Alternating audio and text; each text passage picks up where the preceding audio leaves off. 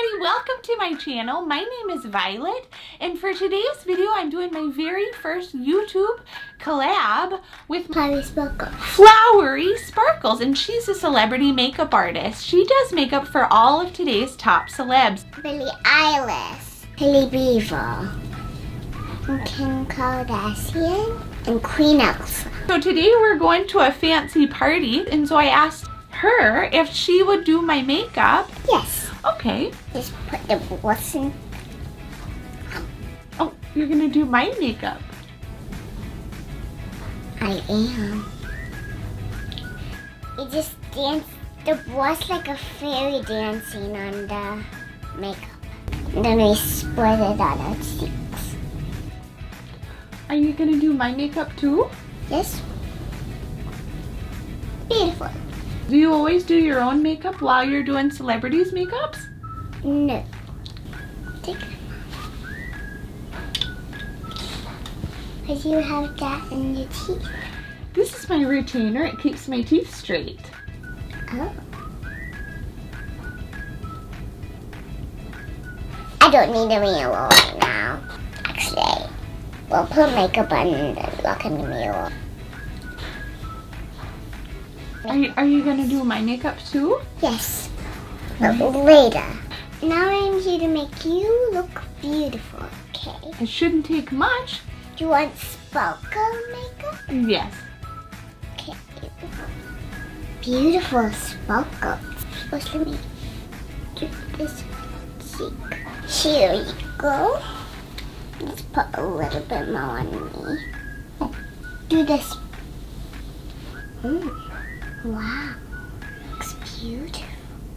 I'll show you it really fast. Look at your lipstick. It's very natural. Yeah. Okay. Now I'm going to use this to draw on your face. This is what all the celebrities want these days. Did you do Billie Eilish's makeup for Coachella? I just did it because I wanted her to look beautiful. Wow, you look beautiful. Just draw a little bit. I'll make you not see. My goal is to cover her eyes so people see her personality and accentuating her cheekbone. And this is why they pay you the big bucks, I think, huh? No. No. What do they pay you for? Flowers. Do people describe you as difficult to work with? No. Would you say you tend to be a pretty good conversationalist? No. No. Do you prefer when your clients are quiet or talkative? Talkative. Okay. What do you like when they talk about? Princesses. Do people describe you as pretty short for a makeup artist? No. Is this how you would want to look at a wedding or a ball? No. But only with lipstick on lips. What? Do I want to look with lipstick on the lips? Not on cheeks or glasses. That about completes our time together with my favorite YouTuber. You look so happy to be here. Was it a good time? Yeah. Thanks so much for watching. If you liked the video, give it a thumbs up. Subscribe to the channel. Let's hide it and then say boo. Okay, ready? Boo. Boo! Hi guys, welcome back to my channel. My name is Jess Hover, and this is the last video in the Think Pretty series. So if you haven't watched them all, go watch them. I heard they're good. I think they're great. I love them. The first video that we did was talking about how we are responsible for what's going on inside of us, and if we know that, then we can change it and make it better. Second video was about clarity and having vision for the future. With more clarity about where you're going, we'll have higher self-esteem, more confidence. The third video was about discouragement, overcoming discouragement, disappointment, personal failure. It's a good one. It's a more personal video. Fourth video, I believe, was the one where I'm saying, what do you have? Everybody has something to give, something to offer. So this video is exploring that idea that we have something. What is it? And then the last video that I made was talking about our physical appearance. So this whole series has been about what's going on inside of us that makes us more beautiful versions of ourselves. And by more beautiful, I could also change that out to say more loving.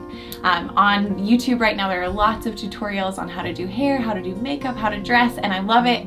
I'm just not as good at that. But what I love thinking about is the way we think, the way we do relationships, how we talk, just the stuff that goes on in us that makes us better people. So that's what motivated me to do this series. Today's video is about relating beautifully. I could also say relating in a loving way, right?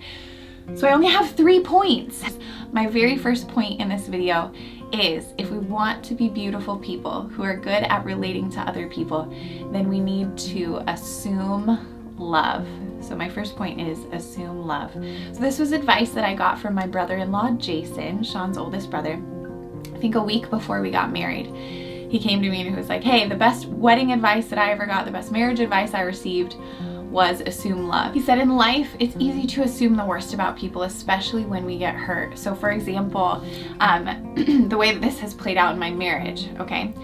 Earlier in marriage, when there would be a weekend when Sean would go skating and be with friends all weekend, and maybe I would be alone or just not doing as fun of things as him, my natural assumption would be like, oh, he likes skating more than me, or he didn't think about me this weekend, or how inconsiderate that he wouldn't care about my time the way he cares about his time, right? Those are the natural go-to assumptions. But when I have my brother-in-law's words in my mind, the assume love advice that I received, then I can think, okay, Sean's had a long week. He loves skating. He probably doesn't even realize that it's painful for me to not be able to hang out with him or not be able to do something. And so by assuming love, then when he gets home, instead of accusing him of being selfish or inconsiderate, I can let him know how I feel. Hey babe, I'm struggling. This weekend was kind of hard for me. And then I can assume the best of him and ask him, what are you thinking? What was this weekend for you? And then he's not put on the defensive. A fight isn't about to explode in front of us. It'll just dissolve it. And then instead of putting him in the position where he's having to, like I said, defend his behavior, he can explain, and he can even take responsibility if there has been times when he's like, oh yeah, I wasn't thinking about you as much as I should. He can say sorry, or I can say sorry for not expressing my needs clearly in the beginning. So assuming love gives space and grace for the other person to make mistakes, to do something different than you expected. And then it allows you guys to talk it through and diffuse problems quickly. When it comes to assuming love, you're asking questions. So you're seeking first to understand them. So maybe if it was you, like a lot of times you hear people say this, I would never treat my friends the way this person is. Well, just because you personally would never do the thing that this other person is doing doesn't actually mean that you understand the motivation behind the person's behavior. So seeking first to understand would be something like, hey, when you did that, it hurt my feelings and it made me feel like this. If I did that, if I acted like that, it would be because of this. But what are you going through? What's this experience for you? And then you figure it out and you assume the best of them. You assume they didn't mean to hurt you. They didn't mean to make you feel the way that you feel. And because of that, you guys can have a productive conversation. Assuming love means that we are forgivers. That's a tricky one. So when somebody hurts our feelings, that we could actually do whatever process you need to do, talk about it, handle it, but then not hold it against them in the future. And even when it comes to faith, I often think of it as like forgiving it, like giving it to God and trusting that He can handle the punishment, the justice for the situation, and then it's not mine to do. And some of us are wired in ways where it's a lot harder to forgive than it is for others. I think for those of us who have a harder time letting people in and a harder time trusting people, then when someone breaks our trust, forgiveness is extra hard. And I want to honor that. But I think forgiveness is a thing that we are all capable of doing as mature people. And so I don't think it's an excuse to say, well, forgiveness just isn't my thing. If they hurt me, I'm just cutting them out. Sure, maybe you can do that for somebody who's not really a close friend, but when you've got friends and family members who are absolutely going to hurt your feelings because that's what humans do to each other, then it's important that we become forgivers and that we learn how to do that. Choosing to be unoffendable, this all falls into the category of assuming love. These days in our world, it is super popular to be offended. I think we are just people who love being offended right now, and everything is offensive. Guys, somebody wrote me a comment recently saying they found Violet, that little silly character that I pretend to be at the beginning of videos, they found her offensive.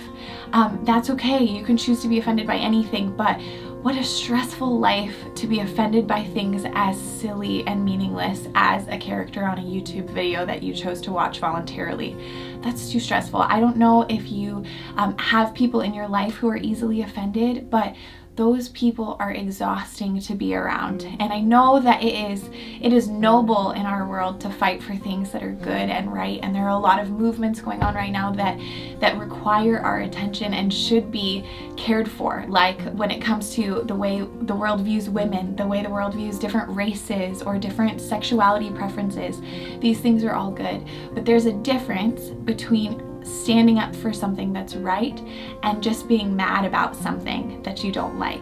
You can be offended, and that part isn't noble. The noble part is fighting for something that is good and right and healthy. So assuming love means choosing not to be offended easily. My second point is going to be short and sweet, and this one is just let God be God. People are not God. When we make a person, whether it's a friend, a partner, a spouse, sibling, parent, the source of our well-being, the source of our peace, our security, our contentment, they have become a God to us, and they can't handle that. People are not supposed to be God. And so it is our responsibility to find security and identity and a sense of satisfaction within ourselves, and I believe from God. God is the one who fills you and holds you and keeps you steady. And when you have that, then you're better at loving people. Then when the person that you're crazy about is having an off day, you don't have an off day too just because they are. You're still fine because your identity and your positive view of yourself wasn't actually ever based on their view of you. It's okay to still ache when somebody does something that's unkind or foolish, or if somebody you love is struggling. It is totally valid that you would feel that in some way. But what I'm saying is they're not to be the source of what makes you feel good. If my sister is having a really off day and she's struggling, I'm gonna feel it. I'm gonna feel compassion towards her. I'm gonna probably pray for her. I'm gonna probably call her. I'm gonna probably talk to friends and encourage them to reach out to her. But what I'm not gonna do is have it overhaul my own experience in my own day and make me feel bad because my ability to feel good is based on her feeling good. Does that make sense? I hope it does. The other cool thing about that is that then you can love people based on how God sees them and not so much on how they're acting. So an example of that, actually, I was reading in the Bible, there's a guy called Gideon. He's hiding. He's basically just not acting courageous at all. And God calls him a mighty man of valor, which is like a mighty man of courage. And the story unfolds that he ends up doing courageous things, but he's not courageous when God tells him he's a mighty man of valor. And I think that there's something to that when you have a connection with God and you can love people according to how he sees them, then you will see positive qualities in people, even when they're not acting like that. Last point. This one I really care about.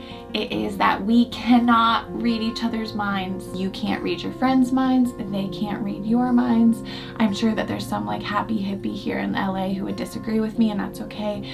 We spend a lot of time talking about people. So-and-so is doing this, probably because of this, and I bet they're this and this and this and this.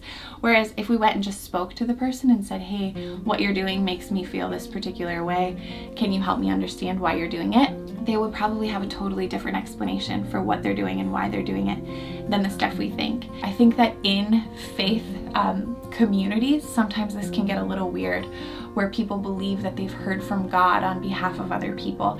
And so they'll go to a person, maybe you've never experienced this, that's okay. But in my life, this has been a thing that I've seen multiple times where someone will go to someone and say, hey, God is telling me this about you. And whatever the thing is that they feel like God is saying isn't actually true about what's happening. And that is a really frustrating situation to be in for the receiver of the message. Because how are you supposed to fight like what God is saying about my heart and what I'm doing?